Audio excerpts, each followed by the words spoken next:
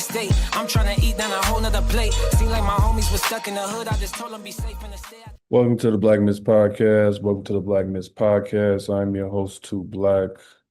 All right, this is like part 3.5 more than it's part 4. Because this is more of a precursor episode, a kind of setting up for something we plan to do later this month. And in collaboration with a podcast many of you may listen to. The myth is white supremacy equals white unity. And that might throw some people off because they're like, that's what white supremacy is white people are unified on the oppression of Black folks, colonized people, people of color, whatever terms people use. Problem with that is what we'll get into primarily into the episode. Rasul makes most of the argument.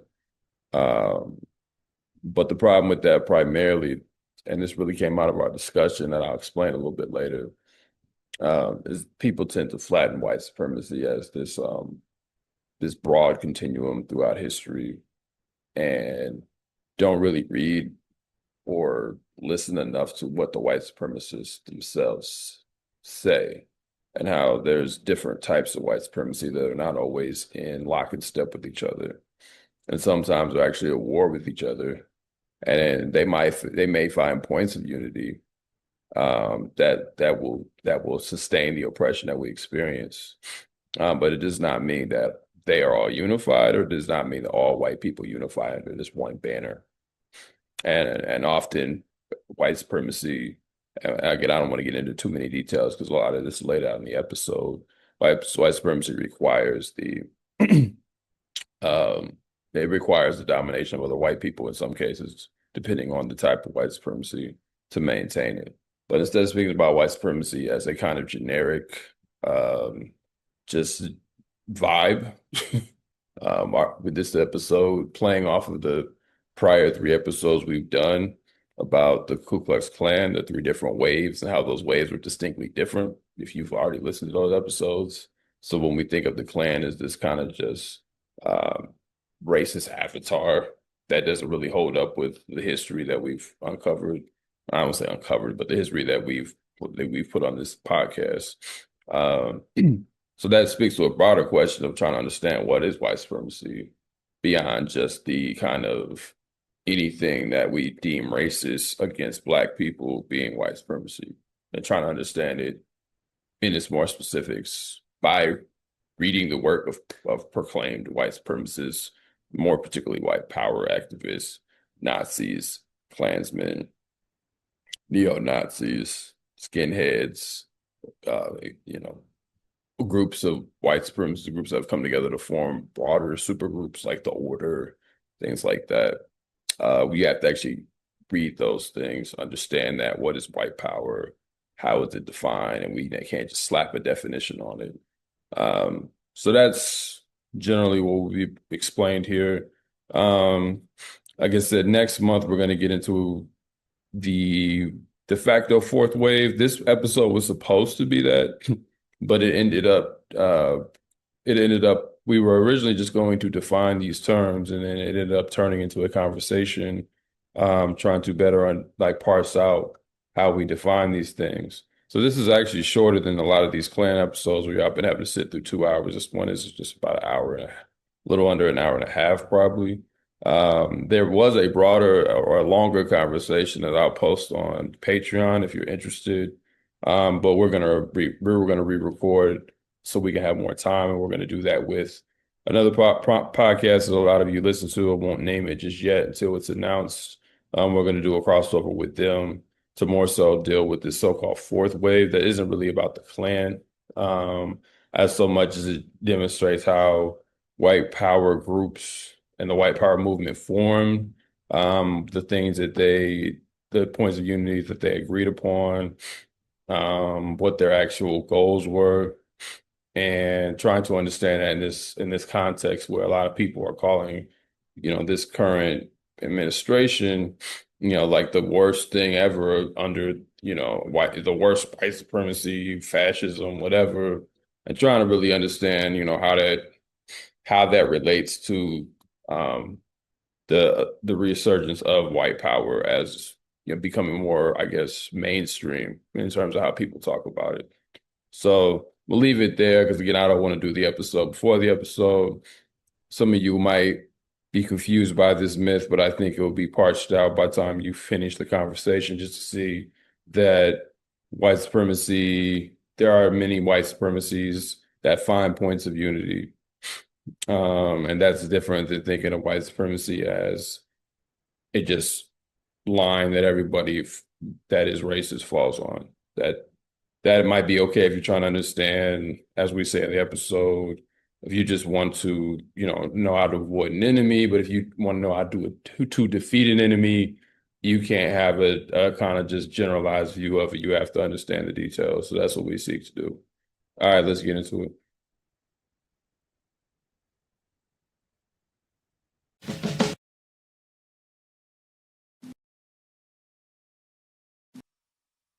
Yeah, where to begin, especially since it's been, I don't know, 8 hours so far in terms of recorded material on this. But I think a way to preface what we're getting into maybe just with some um, front loading of certain terms and concepts like eliminating the term racist and white supremacist as an example, right? Why? Well, for some of us, we've come to find Ruth Wilson Gilmore, the noted geographer, her definition of racism being the state sanction and or extra legal production and exploitation of group differentiated vulnerability to premature death. I know it's a mouthful, and especially for people listening, they might not have really caught everything. So again, the state sanction and or extra legal production and exploitation of group differentiated vulnerability to premature death. So she never uses race as a term in the definition, which is very important. She uses group differentiated. So any group that has been sort of differentiated from another group. So one group has to be dominant enough to be able to differentiate another group, places a vulnerability on that group by way of exploiting that group through labor, through suppression of that group, through legal means. And we say legal, we're talking about arrests and incarceration and even education. So, stunting or preventing educational attainment. And it's state sanctioned because it's, in this regards, I think this term, the state is just referencing the government, and so state sanction as a term to sort of encompass both government activity as well as other authority that's not government, such as news media and private interests and so forth. And so her definition is so profound because, of course, it means that the presence of racism is the premature death that any group sort of experiences. So one, it broadens our understanding of, when racism at play. So any group, in this case, we could see it in the United States, of course, amongst Black people, but historically we could see it amongst different Asian populations, Latinx populations, indigenous populations. There have been short bursts that have been tied to Irish and Italian. If we go to another particular country, her definition still holds because, if we go to a place like Germany, who's going to be sort of monitored by the police in Germany isn't going to be, Black folks from the United States that move there. It's going to be Turkish people, or, some or Syrians who are in Germany. And so, so I'm just making that point because having that understanding of racism, we're concentrated on what is the byproduct of the thing, as opposed to trying to find a name for the people. Like the people don't matter. Like, you can trade out any group of people. The machine is going to continue to sort of produce a group that's differentiated. And so knowing racism is that, then white supremacy has to be something else. And so, because sometimes people make racism and white supremacy be synonymous terms, right? And so having a sense that racism is doing that, and I think Ruth Wilson Gilmore also makes this particular point that racism can continue to exist when even a population that we call white no longer exists, Yep. right? Because it's going to, this is how we get in South Africa, Nigerians being extra policed, because they're the sort of questionable group. This is why during COVID, there were those SARS protests. It's not, the police were, going after all types of young people, stop and frisk type disappearance, but also certain ethnic groups in Nigeria were heavily targeted by SARS. To us on the outside, we don't see racism because they're all Black people, but a group has to be differentiated. So if there's an absence of what we call white people in power, then some other group is going to also hold that particular power to be able to differentiate it. So what then is white supremacy? And so at least from studying all these different things tied to colonialism, white nationalism, the activities of lynching, white supremacy is just a name that we have come up with to explain a very loose ideology of dominance. And then it's taken further by either organized activity like white power, or unorganized activity like certain groups that have come about, groups of people, whether they were wealthy or whether they were poor. So like the earliest example of a articulation of white supremacy was Anglo-Saxonism, 1780s up to the mid 1800s. Anglo-Saxonism begins to articulate itself as it relates to citizenship, who has citizenship, or who doesn't, who could be naturalized as a citizen. And then it's actually in law, and that law still exists as it relates to the U.S. territories after the Spanish-American War, where that's why Puerto Rico and Hawaii, well, not Hawaii, but Guam, but Hawaii at first, but Guam, the Philippines, and so forth were, when they were under control, like the Philippines, but Guam and American Samoa and Puerto Rico are still our territories, and some other places, there's still a law in the books that says that they can't be citizens because they're of alien races.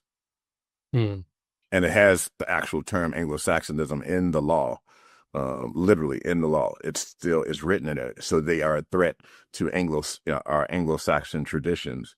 So to make them citizens would be a threat to that. And that's Anglo-Saxon. I mean, that's before a lot of different other ideologies that come forward. Nativism, is the probably next oldest form. And that's, where we see in especially the 1830s, 1850s, the groups of what they call Native Americans, which was not indigenous people, but populations of white people who were second, third generation immigrants who say that they were the original Americans, and they were going after fresh, new immigrants who were coming in. And this is how you get, gang fights in New York City, and of course, that were popularized through the movie that Martin Scorsese did, Gangs in New York. You get other police actions, and this is then what also Du Bois talks about when the state figured out a way to break up those immigrant groups by identifying an immigrant group and making them police, elevating them to a position of authority.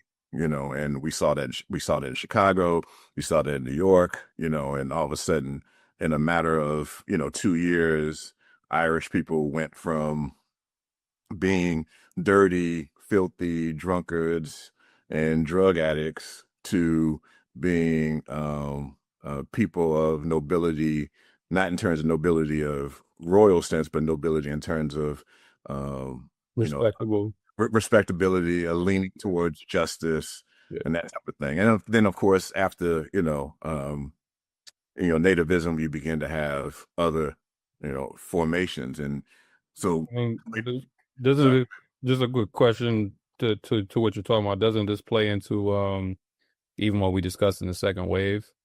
And because again, you were talking about Anglo-Saxism and the white Protestantism, and and that's why we talked about whiteness even in that episode, and how a lot of those people that we would look back with our understanding and see as white weren't really classified. They didn't fall in a category, right? So it's also like, I think you're saying white is not a stable at all.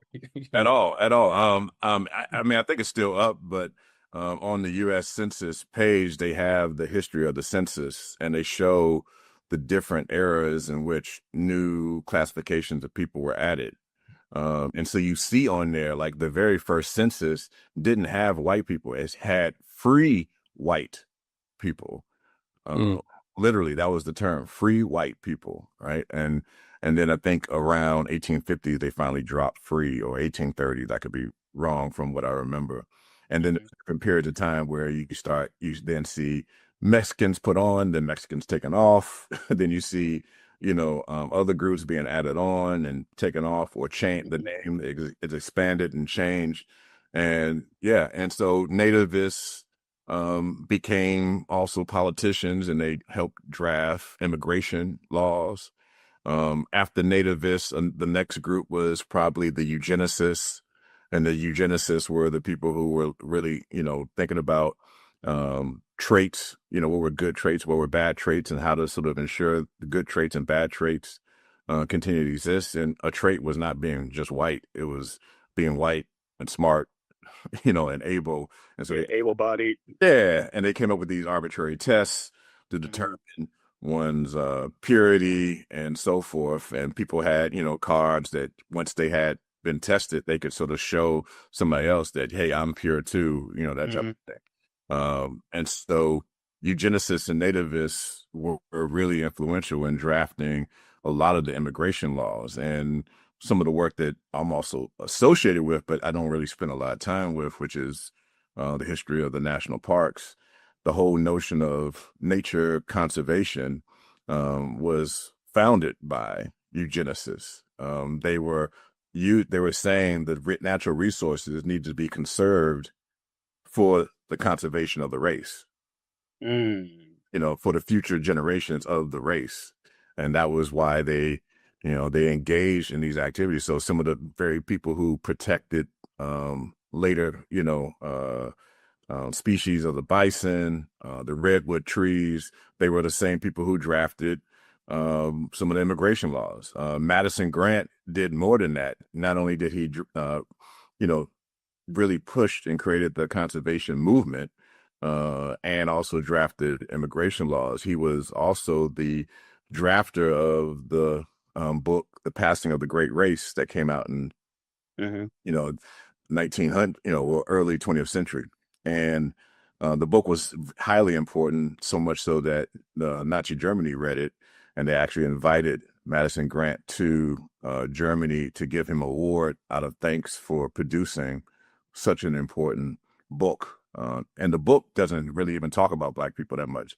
It's really a book saying that the white race has been so watered down that we have to correct that. And so Mediterranean white people, that's what it says in the book, Mediterranean, I forgot the next one, but it's basically 4 different races of white people in Europe. And he's advocating for those other races of white people to be eliminated because they've been watering down the purest form of alpine white populations. And this is Madison Grant, who is helping to create the national parks. Yeah, that line of That's thinking, wild. even like I said, I was watching Gen V and the boys, but they do a good job in writing some of that into it, and they I don't want to get too deep into the weeds because I know everybody listening does not watch that show and probably couldn't stomach half of the stuff that happens on that show. So I'm not encouraging everybody to watch it, but they do write some of that eugenicist stuff in. So there's this character who dies actually pretty quickly. Thomas Adokin on the show, but he's mad when he basically comes back to life in so many words, but he was like a Nazi, was tight with Stormfront, which is a play on the actual, which we'll probably talk about today, Stormfront, the website, but he was mad that only they just dress it up in suits. That's how they do it on that show, that the superheroes were like mediocre, and he said he wanted to cull the herd, right? And the idea was that soups should be gods. That's the whole play on it, because they call it God You. His view Right. is Yeah. called Oaken God You. But it's this idea that, and I think I'm bringing this up to come back to your point about differentiating between racism and white supremacy, because there's something about white supremacy that goes deeper into this kind of preservationist sense of a group of people. Like, how do we, and this obsession with evolution. Yeah. That's different than just how racism might work to subvert, dominate, exploit a people. White supremacy has is internal in what we're calling white supremacy. Particular aspects of it, but particularly the eugenicist aspect of it, has this obsession with preservation and producing the highest breed, right? And how, so he was disgusted in the show about certain superheroes who have very weak powers. He was like, why are these people even in this university, when he comes back to life? And he wants to cull the herd by getting rid of them. So he has them fight each other to see who's the strongest. So it's also this obsession with breeding and pushing out the strongest, this social Darwinistic view of life, right? Like, that's different than just like, we want to. It's like very different from we're just better than you, right? Right. Yeah, that's a deeper level there than us having our own internal beefs with different groups and thinking that it can get to that point if you become obsessed with you being better than someone else, but they codify it in ways that I don't even think we can understand sometimes from just our kind of everyday point of view, in terms of like how focused they are in pumping that out. And I think that never really goes away. I know after World War II, there's an acknowledgement that kind of thinking needed to die down after Hitler and all the white people themselves were warring with each other. But that, I think, if we are going to make some connections to today, that kind of thinking, even though it never dies off, does seem to be on an ascendant. It seems to be ascending a little bit in terms of just more and more people are thinking about this idea of like, and some of this, it just comes out of capitalism, but just this idea of the perfect bred man. You even see this in the manosphere, like, the Chads. Yeah. The strong jawline, Right. tall, muscular. Or even the trad wife shit, like that's on the other side, like the traditional wife, for those who don't know, that's like... I mean, even the banning of abortion is tied to eugenicists, because, the fear has been that populations of color, quote unquote, outbreed, white populations. And so, while on one end, people have focused in on abortion bans, as something about just simply controlling women's bodies, it's actually, a strong contingent of it that is tied to eugenics, where they want to force people to have children to up the birth rate, whereas probably in the 1800s, eugenicists were concentrating on so-called lesser populations to stop them from breeding, as we could sort of think about with the founder of Planned Parenthood. And she was a eugenicist and, a member actually of a eugenicist organization. Same with Jane Addams. Sterilizations. and sterilization laws Yeah. were a part of eugenicist sort of writing. Um, Jane Addams was a eugenicist, so some of this was popular based literature, and people had varying degrees of belief and faith and understanding of it. And so Jane Addams, saw eugenicism as a way to, inform her youth work. Why, why work with these youth? Well, they're backwards, they're coming from immigrant populations, but also there were some eugenicists that thought that there could be gems found amongst the immigrant population. And so by working with youth and children, she could separate those gems from the rest of population. This is all in her book, The Spirit of Youth. I think it came out in 1903 or 1906. But yeah, she was a member of a eugenicist based organization. But those three ideologies, eugenicism, uh, uh, nativism, Anglo-Saxonism, none of those three inform the formation of the Klan, and that's Right. and that's how important I think what we were trying to do with not just the first episode, but the whole point of even doing any of this was to stop having these flattening conversations of white supremacists, white That's a good point. supremacy, far right, the Klan is, the worst, all this type of stuff. It's like, no, like, Yeah. a lot of cases, as we can see, the Klan, wasn't really the lead, except in the second, Klan. And even then, it's not really like they were absolutely dominant. They just forced their dominance by sheer numbers. Yeah, it seems like it's a much deeper ideology that spans over decades and decades and decades. It's kind of like hearing this conversation reminds me of the first time I heard about the concept of white genocide on YouTube, right? Somebody introduced me to that. And I was thinking to myself, again, as a young college student watching this, I was like, this never catch on. But I didn't realize that it has a long history, like you said, in eugenics and the fear of, you said, like immigrant populations or populations of color breeding more and then white people phasing it out. And yeah, I didn't realize how deep that rabbit hole goes, right? Yeah. At that time. Yeah. Yeah. And so yeah. And so the first Klan, I know trying to not only sort of open it with the preface, but I thought that would be, really important to sort of differentiate, white supremacy from racism and also killing racist and white supremacists.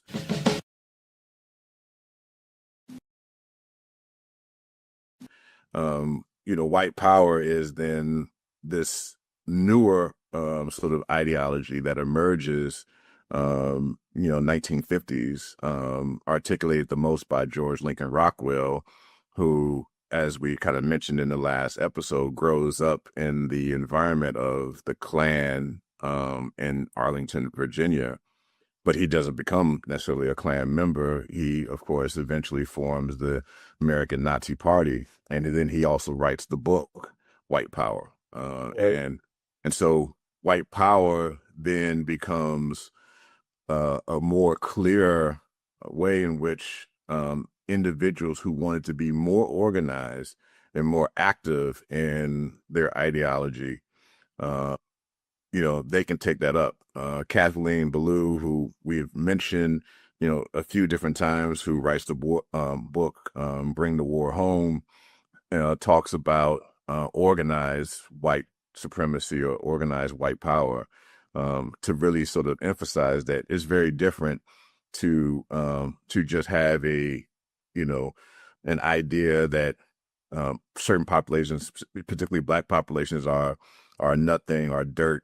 And it's a whole nother thing to form a paramilitary organization that engages in activities of sniping people, bombing, places, Robberies, everything else, right? And so to call it organized white power, really sort of removes any notion that any of this could be something that is just about hatred. which I'm sure is another thing that we're going to sort of beat down in the course of this, discussion. Yeah, our show consistently beats down the idea of things being reducible to hate. So how would we define white power versus white unity? We already defined white supremacy, I guess. You did a pretty good job going out. We don't have to go as deep down because we're going to get into a lot of white powers. We don't have to go as deep down the rabbit hole initially, just so people understand the differences. I feel like we explained in the beginning. I'll make sure people are clear on why, when we say white supremacy doesn't equal white unity, part of it is because we're talking about an organized thing here, right? We're not just talking about ideas that people have in their heads. I think that's part of it, but how are we defining white power? How do the Rockwells and such define it? Yeah. So again, George Lincoln Rockwell, founder of the American Nazi Party, in 1967, publishes the book White Power. I think we also mentioned last time that he dies. And he was murdered by yeah, and he was messing with somebody else's wife. And he founded the Nazi Party in 1959. So that's how long, at least, his activity. So 1959, the formation of the American Nazi Party. 1967 is the book. And so the notion is that Rockwell, sort of isolates white supremacy to be a Nordic-based worldview, thinking that white people should form a pan-white racial solidarity. So by nature of the book, he's alluding to the fact that white people are not in unity at all, right? Mm-hmm. There's not, those of us who study this, we know this, but we're having this podcast for the simple fact that some people don't know it, or some people have different levels of understanding, and sometimes we're not consistent with what we read and what we take from a reading and so forth. And so some people think that all white people are automatically like unified upon birth, right? Like as if, at 3 years old, they're nodding to each other, in the nursery, right? Like, one day, brother, one day, you know what I'm saying? Yeah. Secret codes to one another. Yeah, no. Communicating telepathically, Yeah, that's not happening, right? That's not happening. And so, because everybody, grows up in, unique particular ways that sort of moves them in particular, directions. And this is why the sort of bad use of psychology, again, not by psychologists, but bad use of psychology, alluding to somehow there's a hate thing that's happening inside of a person. Racism starts in the home.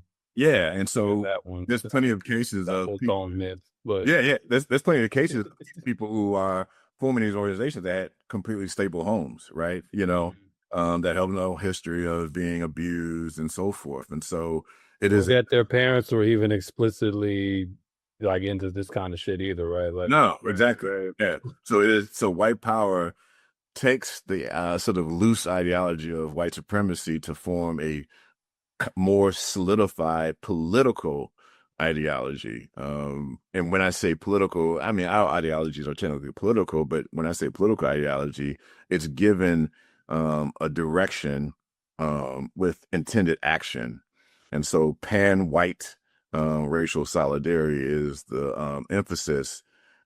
Again, for Rockwell and his writing, he's saying a Nordic supremacist worldview as the basis for it. Other people who begin to adopt white power later may expand it, and that may create dissension and disagreements between groups, because they may say that all white people are part of automatically, not just Nordic, and then some groups are believers are diverse. And so if you're American, that's the whites, right? As long as you're not too black, too dark, you could be a part of this. And that's also not something that everybody sort of gets with. I was about to say jive with, and that would completely give my age. And most people would not understand what jive turkey, like jive, like what, I understand white power, but jive, what's that? Sticking that jive. Yeah. So again, white power is that, and he's also articulating that there is a population of white people that are not in power, right? So he sees himself and others at this particular time needing to take control of the United States. It's once we get to the 80s that, you know, we start getting anti-government Revolt. yeah, you know, but this time it was about, you know, correcting where United States has been moving towards. And so, A quick question, because I know I don't want to lose people. yeah, Again, most people who, particularly folks who listen to stuff like this, their baseline view would be white supremacy is, I don't want to disparage anybody. So I guess I'm saying, like, to some extent, the view is that white supremacy is this kind of it embodies itself in many different ways, but it's across the board a kind of supremacy that embodies itself through, folks will say redlining, or folks will say, mass incarceration. And that's not that it's not that I'm saying I even entirely disagree with that, but I'm saying, so some people, when we say white people are not unified, people are like, well, you're able to accomplish those policies that are, that do seem to promote a kind of white supremacy, through from just trying to give you the sense of, I'm trying to just envision how people might be hearing this so we can make sure we don't lose them. Like, if those policies can go through slavery, anything we can think of that, has subverted Black people, oppressed Black people, etc., to them, that would probably be seen as unity, because most white people, even if they were not card-carrying Klansmen, and this is what this covert thing kind of starts to fall in, right? Even if they're not card-carrying Klansmen, they're not card-carrying whatever, like, overt, quote-unquote, white supremacists, even if they're not the ones looting, they're not the ones that own slaves, whatever, they generally went along with it. Right, like that's so benefiting from the system. Right, so people say, well, that's all white supremacy, even if you were not actively engaged in the theft, you went along with it, you voted for it, you stood along it in many ways, and there might have been a minority of white people who fought it, but most people who we understand to be white did go with it. So why is that not? Why would Rockwell look at that, or why should we not understand that as a form of unity, or specifically white unity? Like, why would that not be that?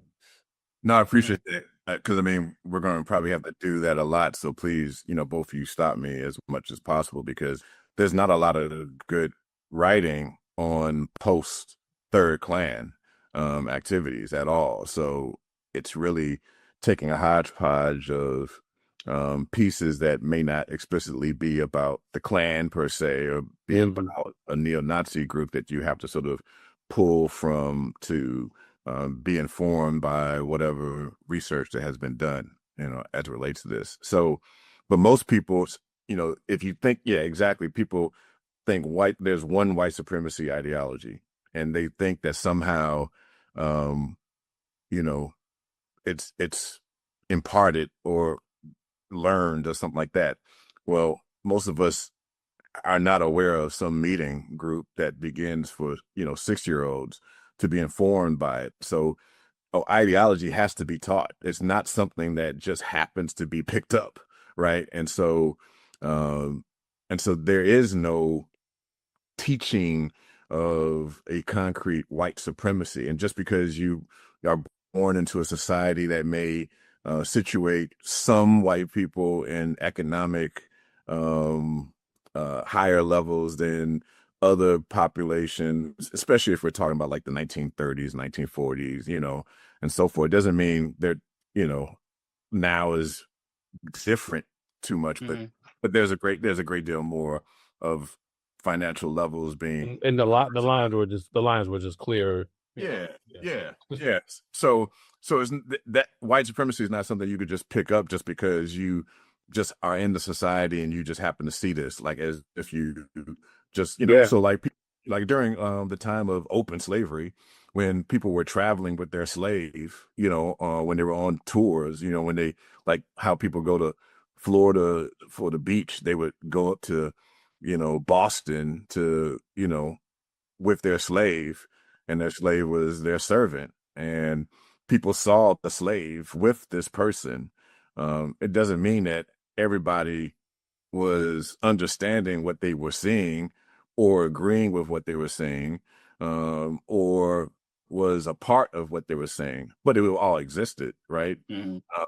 And so some people were completely contributing to white supremacy but not really getting anything from it, and they're contributing to it indirectly, whether it's through, their finances and, the banks that they sort of put money into, insurance companies they bolstered up. So white supremacy is just, again, a thing that we have created as a term to try to explain this sort of relation.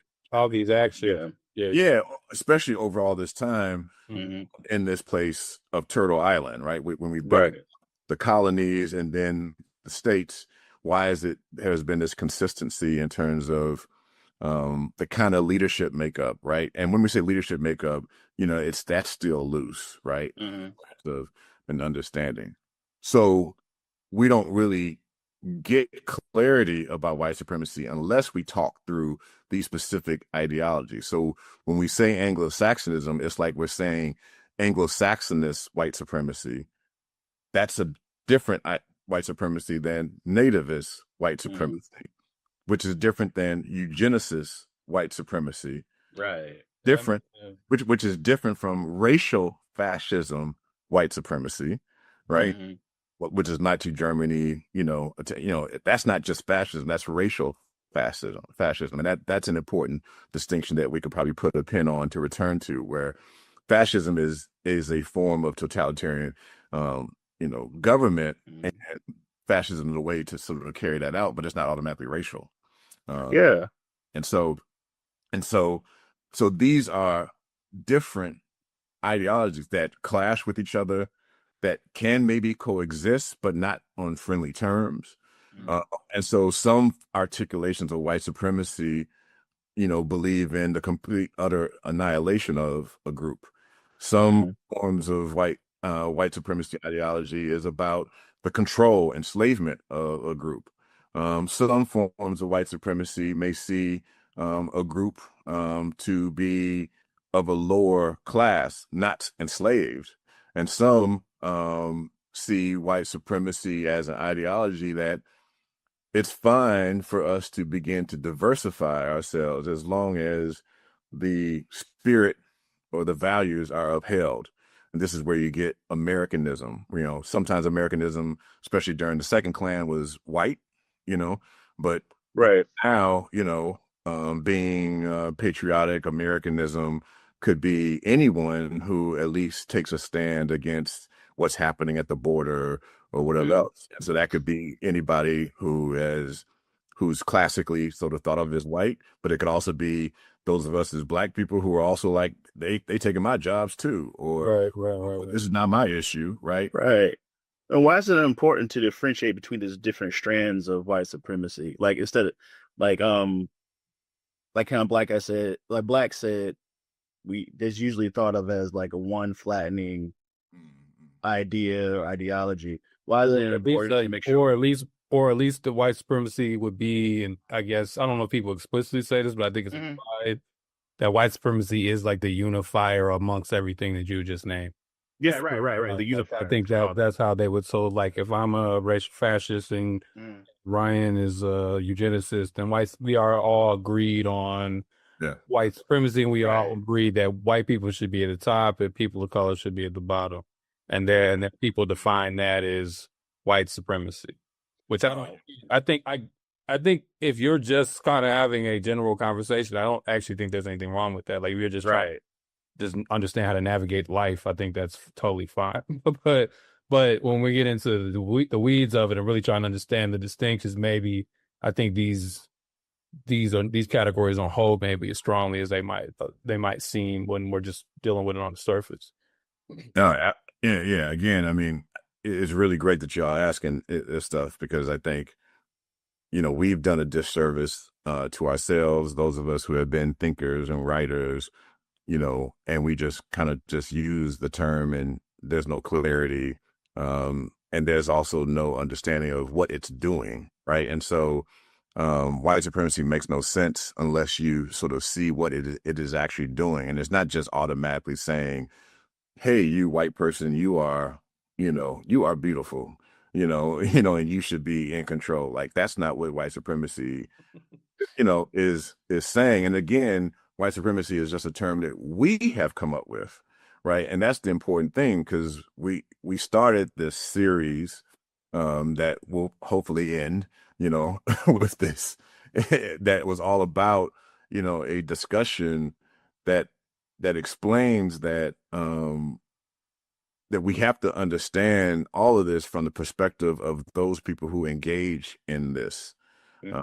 And so we understand the Klan from thinking through the Klan, looking at their manual, looking at their memos, looking at the organizations that they created. And so the same thing is in regards to understanding white supremacy. We have to understand it when it takes a shape and what is actually engaged in. And eugenics was engaged in not just the tests, but it was, in the creation of the IQ tests, the drafting of immigration laws. That's how we make sense of that. But that's not the same thing as a white supremacist ideology that related to housing. Because I know, too, Black, you mentioned earlier, like redlining. And so that's just a common reference that people like anti-racists, I guess, for lack of a better term, they will make. Yeah. Yeah. And so basically there's different types of white supremacy, not one, right? And so the white supremacy that plays out in the prison systems is not the same white supremacy that may play out in the school system, regardless of the whole school to prison pipeline sort of term. And so again, it's based upon what we're seeing enacted, and who are the parties that are enacting it. Is there an organized group?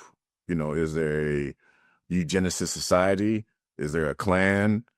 Or is it just Republican and Democrats, on a Congress floor?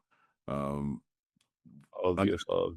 Yeah, or all the but each one of those would still articulate that in different ways, right? Like, but I think as you're saying is like, I think again, it's easy to just see this as a continuum, and I think there's a debate among scholars about, like, I think even Adolph Reed, he actually pushes back. I'm not putting you in that camp, but I'm saying Adolph Reed does push back against this white supremacy as this just like a kind of trans-historical reality. Like, I don't think we're saying that, but I do think, like you said, these things are not necessarily unified as much as they are coordinated, or they are not even coordinated. They're not necessarily unified as much as they just exist. Yeah, they have enough overlap where they're able to coexist.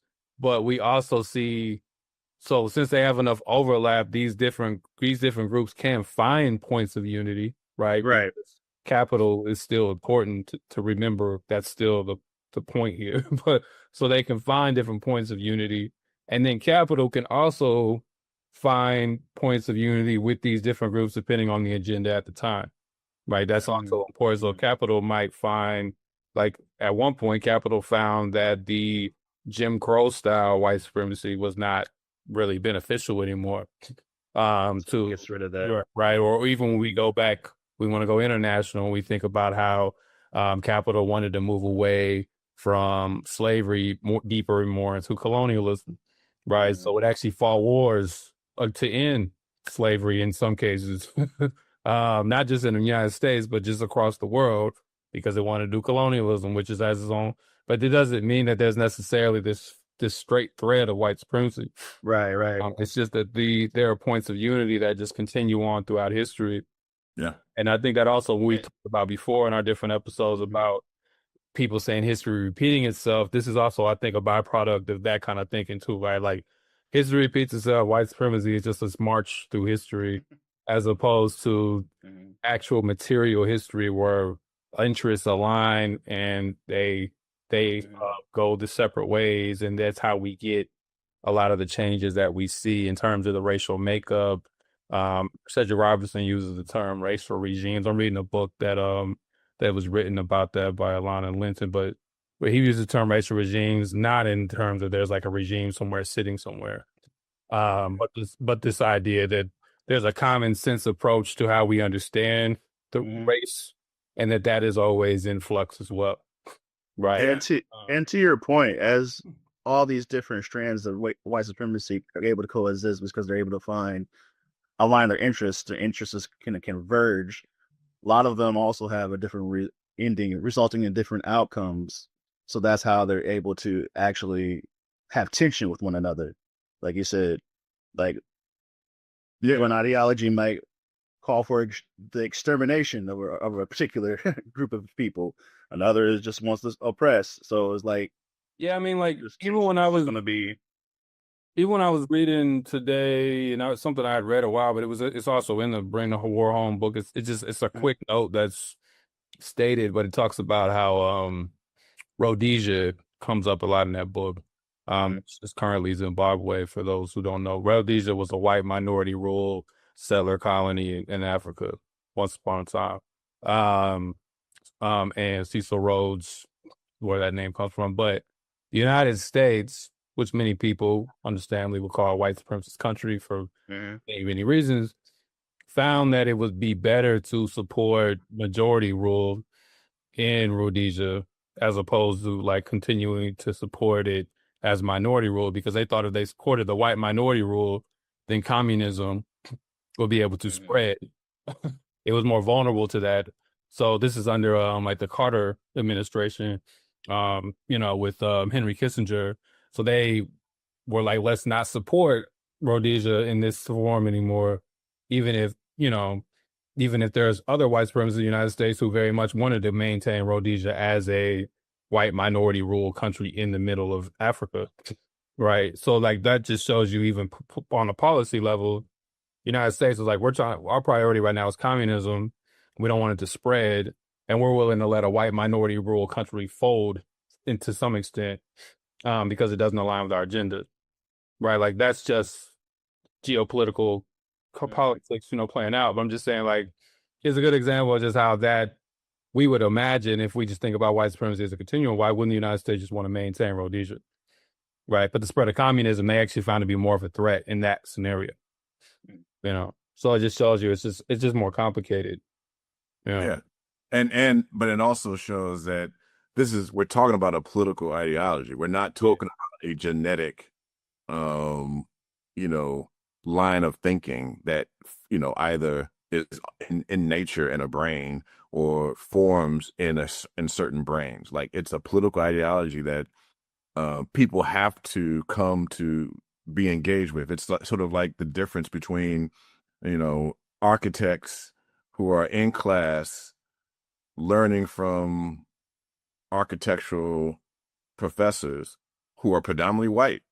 The field is predominantly white, so their professors are going to be predominantly white.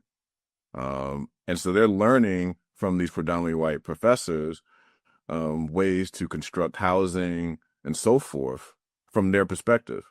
None of these professors could ever sort of say anything demeaning to any particular population, but because they're learning from a certain set of architects who have a certain sort of life experience and view, that influences then the type of work that they engaged in.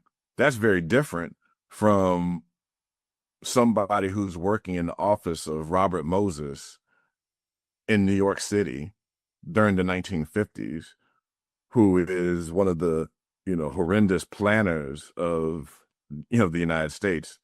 He planned, even though he was only a park commissioner, he was the unofficial city planner of New York, having various jobs for almost 70 years, building numerous parks and playgrounds, responsible for the World's Fair, 2 World's Fairs, and also responsible for building some of the expressways, the Cross Bronx Expressway.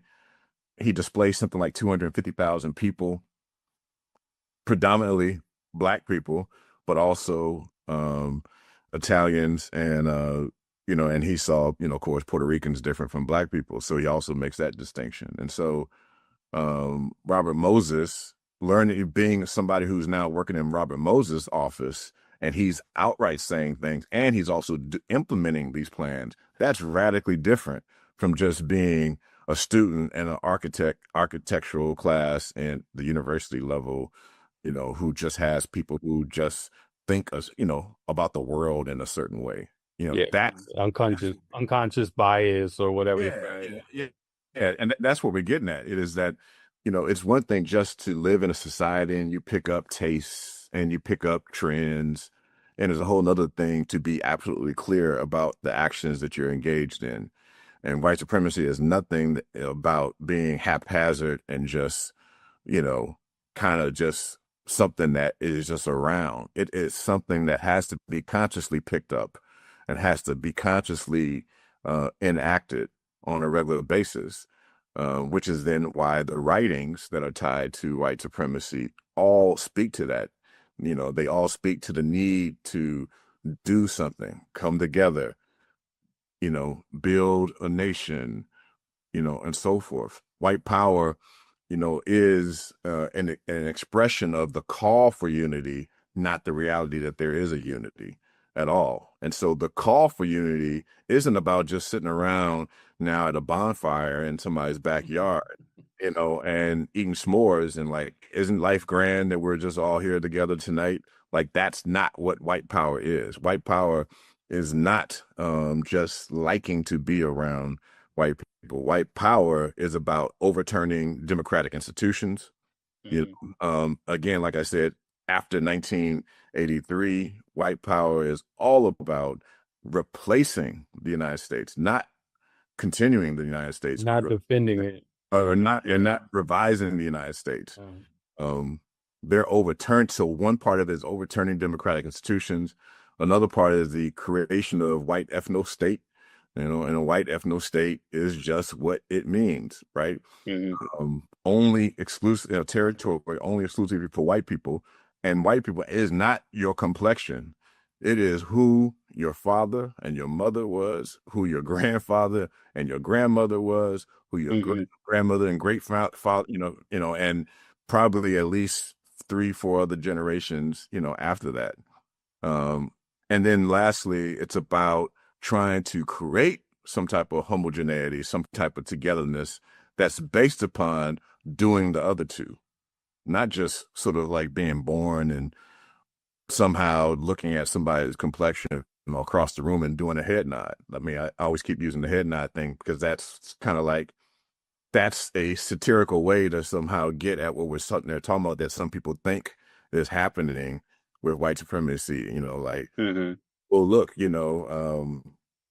all the mayors of this city have been white. Like, that's not, that's an outgrowth of something, but not quite white supremacy.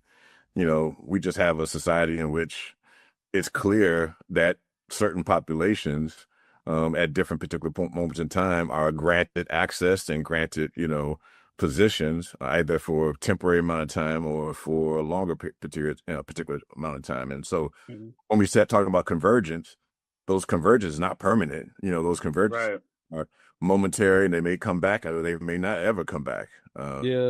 So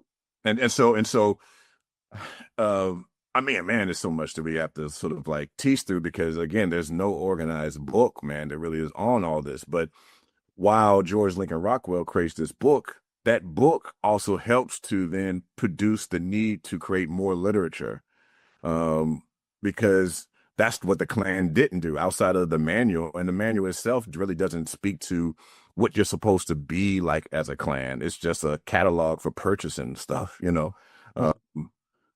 so white power as a book produces the need to now create other books, other types of material, other types of writing. To develop it, right? Exactly. Develop a clear political ideology, because it's not about just simply being white. You got to do white, and so David Lane, who comes later on, who has read, the books, White Power, he comes up with the 14 words, which is now the sort of summation of what white power means to so many of these organized groups. And the 14 words are, we must secure the existence of our people and a future of white children. Those are the 14 words. And those 14 words dictate the whole purpose and action of all organized white groups. Believe people by what they say that they're doing. And so at all costs, that's what they're going to do. If that even means having to blow up people in the Oklahoma City bombing, including white people, including white people. Yeah. We must secure the existence of our people and a future for white children. That's the 14 words. So is that one of the shifts that moved from white power to white unity, or is there multiple shifts that happen? Well, you know what I mean. At least I think what I'm arguing is that there is no white unity. Gotcha. White power is the avenue to produce white unity. Yeah, white power becomes the movement, like to achieve that. I think you talk about even organizing. And we got to probably move on because this is the interesting part, but this is an interesting discussion. But like the organized and disorganized white supremacy, but then also like we go all the way back to when you talked about the difference between when we were talking about racism versus white supremacy. And I think that's where a lot of this conflation might be occurring, because racism, I think you do find more quote unquote white unity than you might find on white supremacy if we're actually creating these distinctions. So that I think so people to say we are unified on this group being subverted and this land being stolen and that happening for my own kind of personal interest, I may not have a big, like if I'm white, I may not really have like a major allegiance to white people in the way that these are like a Rockwell or something. No, but I want to live here and I don't really want to live with them. Or I want to make my money, or whatever I need to feel my life is good, I'm willing to do it. And if you tell me that we can do it in a more multicultural way, then I might go along with that. That's unifying on racism.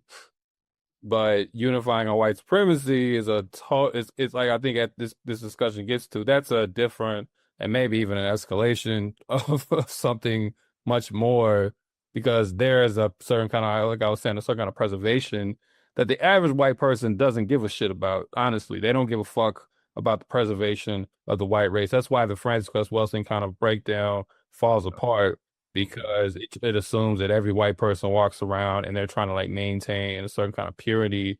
I don't think the average white person gives a shit about that. This isn't in defense of them. I'm just saying that's not really the top of the pecking order. When you got children and family and a job, that's not the top thing you worry about on a day-to-day, is the maintenance of the white race.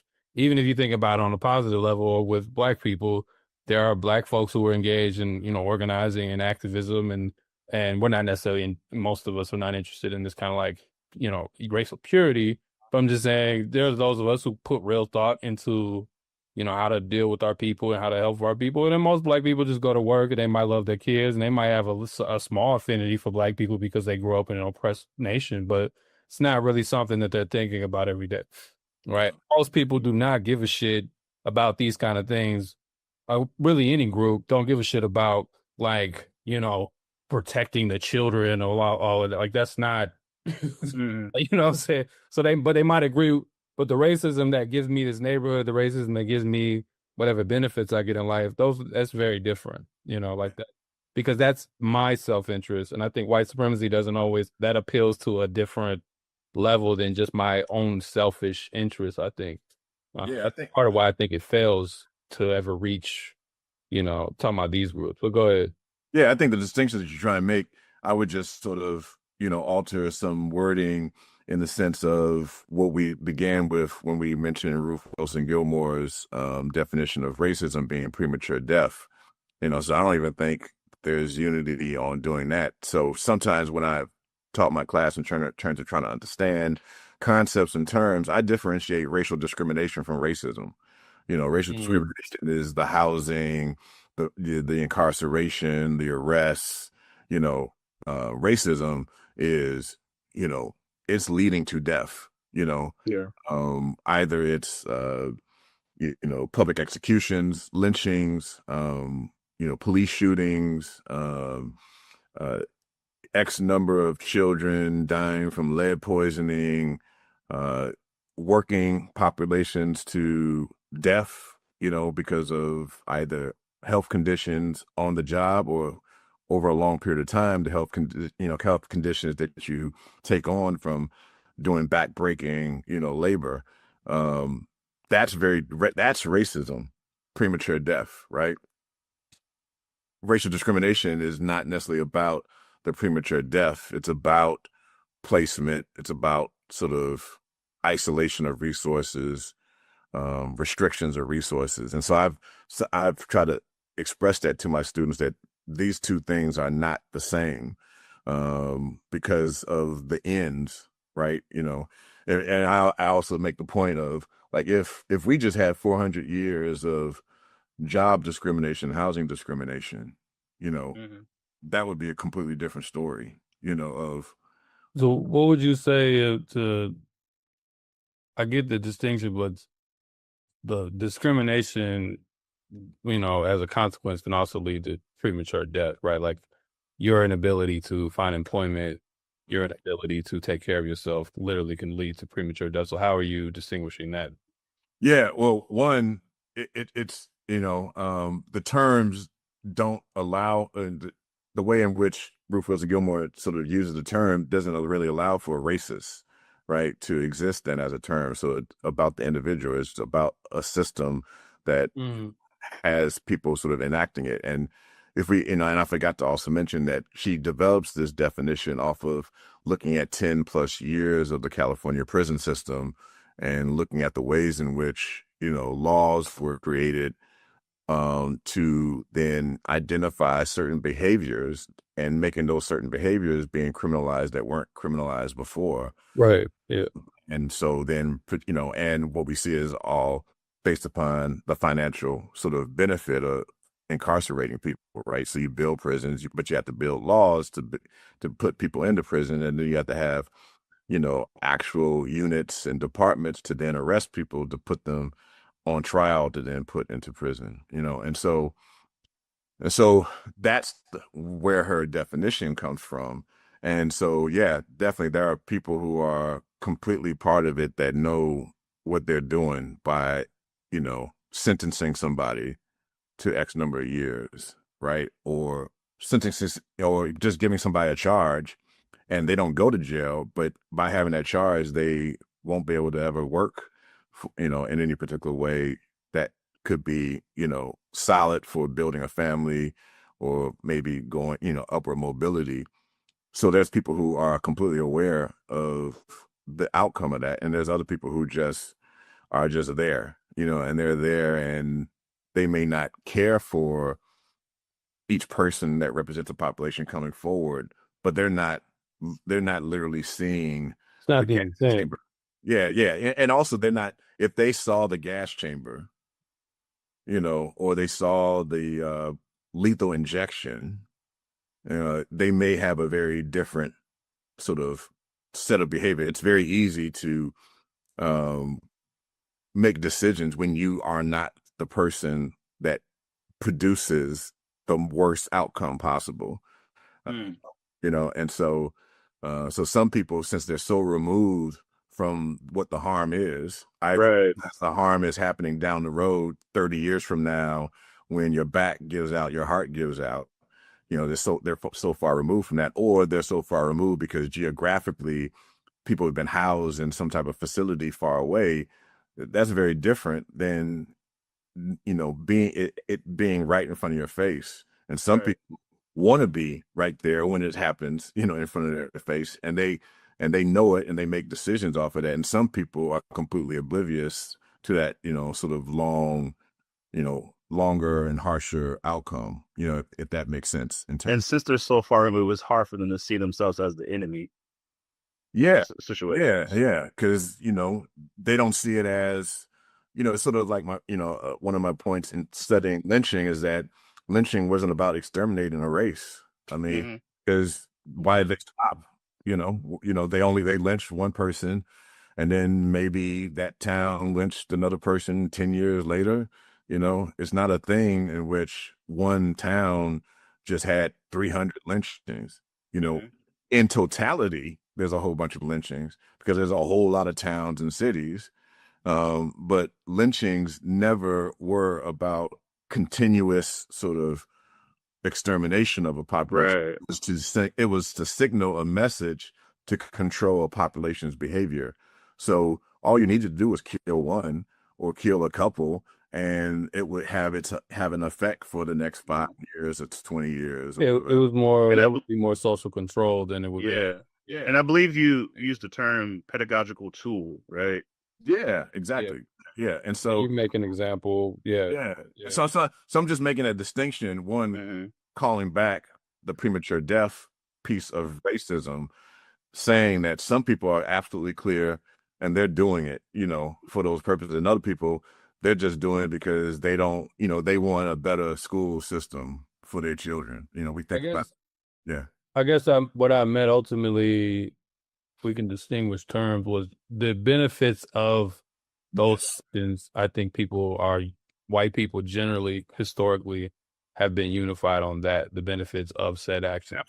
Absolutely. Whether or not they have a vested interest in the darkest versions of those, or that's where we get into supremacy and stuff. But the benefits of my lifestyle, my interests, as I'm just talking, like just cold, calculated, everyday humans, like those things, I think, without question. And I guess that's ultimately when I led us down this long conversation, when I asked the first question to kind of distinguish it, because I was like, I know that's where just, we all know people, like that's where most folks who, at least acknowledge the existence of what they would call racism, white supremacy, again, all of this is pretty much the same for them. That's their, I guess, kind of to synthesize it, is like that's why, because I guess I just didn't want this title to be too confusing to people, because they're like, well, white people unify in a lot, so where are we saying there's not you? They're like, well, white folks clearly are, unified on most generally are unified on our oppression in some way, shape, or form. They may not have all the technical terms. I don't want to over academicize it where people are like, what the fuck are these niggas talking about? Because it's like, so there has to be some kind of like clarity on that. And I think that that's the unity, but part of it is that, okay, people might be unified on just them benefiting from certain things. I don't want to use the term privilege because I think that gets that out. But, receiving certain advantages, receiving certain, perks or whatever relative to another group, or at least perceivably receiving that, because some of them don't even get that. That is something I think, passively or not, white folks have been unified on. I don't think there's any real debate there.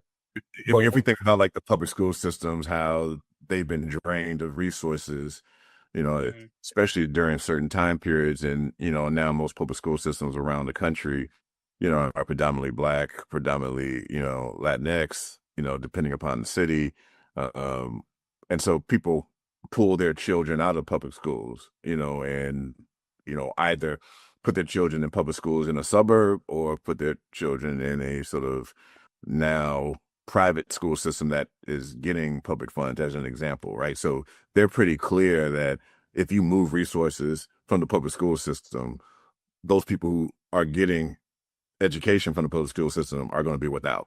People should know that, right? And a lot of people do know that, because they know then what ends up happening 2 years, 5 years, 10 years after that decision. I think that's what you're kind of, trying to clear up.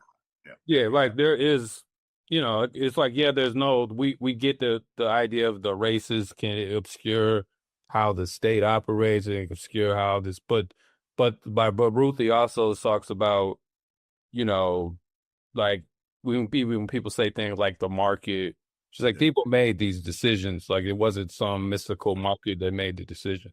So somebody did say, this prison is going to get built here. Someone did say, we're not going to build a school, we're going to build a prison. These were choices that were made by real people, not some like invisible hand or something, right? Like, or So we know. So sometimes white supremacy could come off that way too, as if there's something that's just in the air that happened, and it's like, no, somebody said they were going to shoot that kid. Somebody said that they were going to do whatever terrible thing. I think the issue is when we just throw all that shit in the same basket, and what we're getting at here is that there are real important distinctions that are not just for academic sakes, but like these distinctions are actually important for the sake of understanding what, like I opened in the first episode, what you are actually fighting. And what you are up against, and you got to read their shit and what they say, not what we think, to understand that. Like you can't just kind of assume just because you saw this and you just made these connections without much material basis. It's like, no, they said we got to preserve our families and our kids. They say the government doesn't, you know, we're going to get to that hopefully, but they say the government doesn't, you know, it does not have our backs anymore, and we therefore need to revolt. For us, that doesn't even make sense. And this is, I guess, why we have to look at the whole point of this series has been trying to understand it through their, like, the idea, like, this is how the Klan understands themselves. This is how white supremacist, white power understands itself, not how we have understand it. And most literature focuses on it. Most work, unfortunately, tends to think about it from the viewpoint of the people who are brutalized by these things, which has its merit, but it doesn't, I don't think, give enough merit to the people who do it and are engaged and how they understand themselves. And that may not always, you know, to use your word, jive with our categories, right? Like it just may not always might work with the way we think we understand it. Because again, if you're experiencing this shit, you know, like I said at the beginning of the episode, I don't think you don't give a fuck if you know, if you got lynched, you don't really care. Or if your brother got lynched, you don't care if it was a Klansman or a Nazi. You know what I'm saying? Like, like it's all the same to me. Like, and I understand that, but if you want to really take them out or deal with them, like, you maybe do need to understand that, right? Like, that's different. Yeah, and it'd also be dangerous not to truly understand your enemy the way we need to understand them, you know. The flattening of all these groups, like you said, if we're all just looking at it as one thing, white supremacy, and not truly understanding from their perspective, and not having writing, or less producing writing that can that tells it from their point of view, you know, well, because I think that's just very dangerous in itself, you know.